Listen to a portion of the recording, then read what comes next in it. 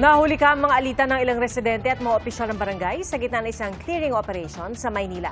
Ang alitan umabot sa pagpapaputok ng baril ng kapitan ng barangay.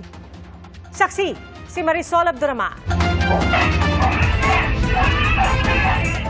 Nauwi sa gulo at sigawan ng clearing operations noong Sabado sa Barangay 122 sa Tondo, Maynila. Sa gitna nito, umulingaw-ngaw ang mga putok ng baril. Agad na nagpulasan ang mga tao hanggang sa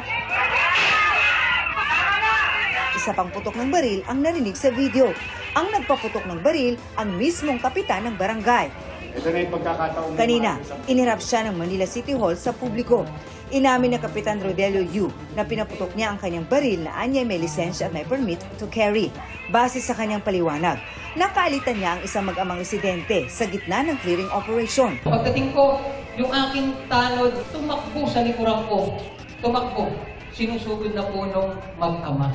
Umawat po ako. At ang naitulak ko po ay yung isa kong tanod na may hawak ng hagdan. Naitulak ko po yun papunta doon kay Alvin. Pag-awat ko po, kasama na po akong binura. At hinablot po ako nung Alvin. Doon na raw siya nagpaputok ng baril. Isang putok. Then, sugod.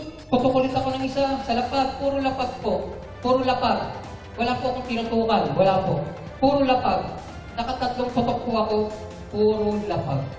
Naharap siya sa reklamong illegal discharge of firearms and grave threats. Ang nakaalitan niya, pinabulaanan ang mga alegasyon ng kapitan laban sa kanya. Sumusugod ako kasi. Ay, hindi. Wala naman. Wala siyang choice, hindi mapaputok. Ay, hindi. Nagsimula raw ang gulo ng pagbabaklasin ang trapal sa harap ng kanilang bahay. Sa kabila raw yan ang napagkasunduan umano ng usa nilang babaklasin ito.